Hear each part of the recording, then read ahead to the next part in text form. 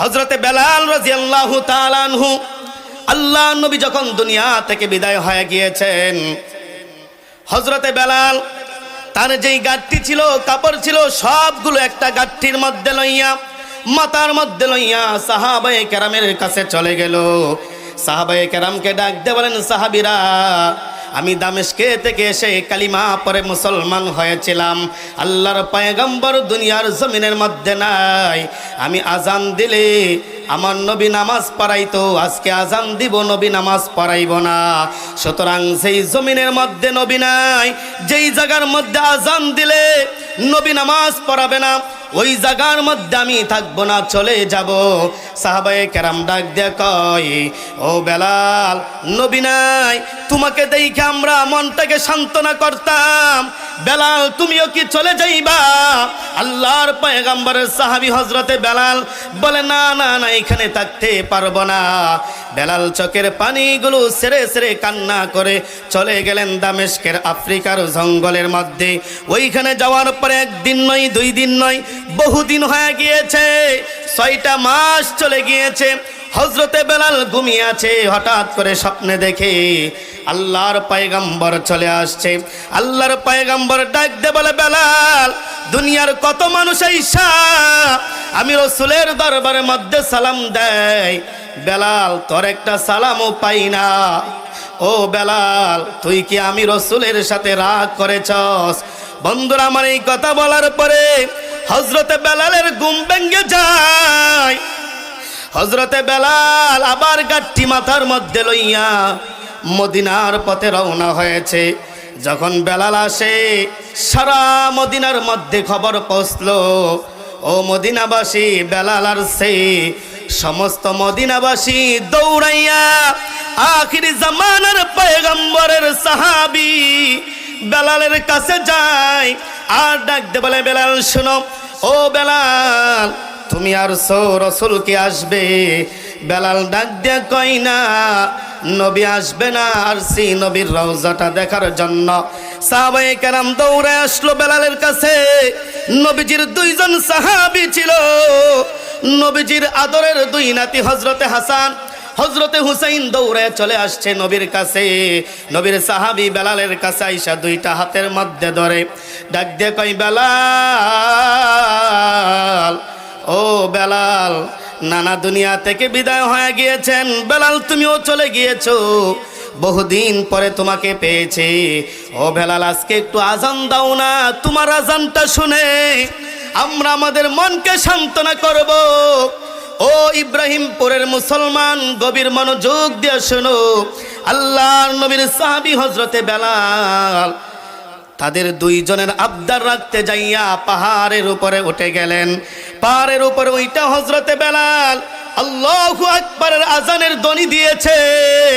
আল্লাহ তাআলা বেলালের কণ্ঠের মধ্যে এত পাওয়ার দিয়েছেন, হযরতে বেলালের কণ্ঠের মধ্যে এত ক্ষমতা দিয়েছেন। বেলাল যখন আজান দিত, তার গলার আজান মাইক ছাড়া খালি মুখে 41 মাইল দূর পর্যন্ত চলে যাইত। সুবহানাল্লাহ কোন। ও বন্ধুরা আমার, হযরতে বেলাল দাঁড়িয়ে গেল, আল্লাহু আকবারের আজান দেয়। বেলালের আজানটা যখন সারা মদিনার মধ্যে পৌঁছলো, সমস্ত মদিনাবাসীরা দৌড়ে আসতেছে, হযরতে বেলালকে দেখবে, বেলালের দিকে আসে।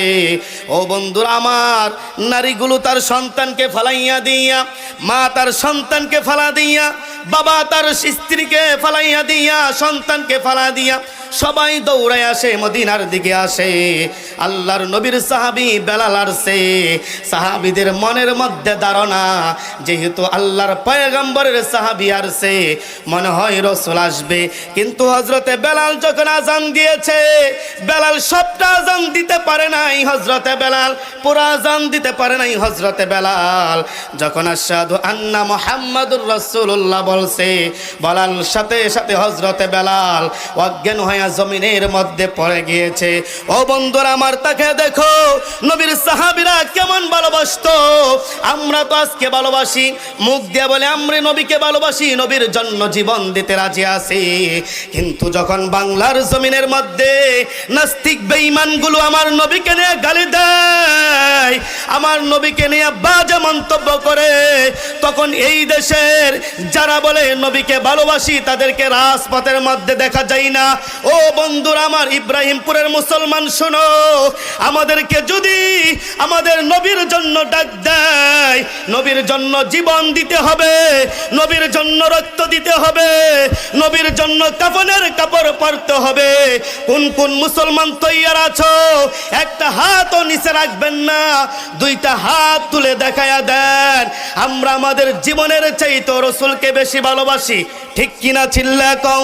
বন্ধুরা আমার, আল্লাহর পয়গম্বরের সাহাবী হযরতে বেলাল যখন অজ্ঞান হয়ে জমিনের মধ্যে পড়ে গেল, সাহাবায়ে কেরাম হযরতে বেলালের কাছে গেল। নবীর সাহাবী হযরতে নবীর নাতি হযরতে হাসান সেখানে দাঁড়িয়ে গেল, বাকি আজানটা দিয়া দিল। দূর থেকে যারা দৌড়ায় আসতেছে মদিনার মধ্যে বেলালকে দেখবে, ও বন্ধু বেলালকে দেখার জন্য আসবে।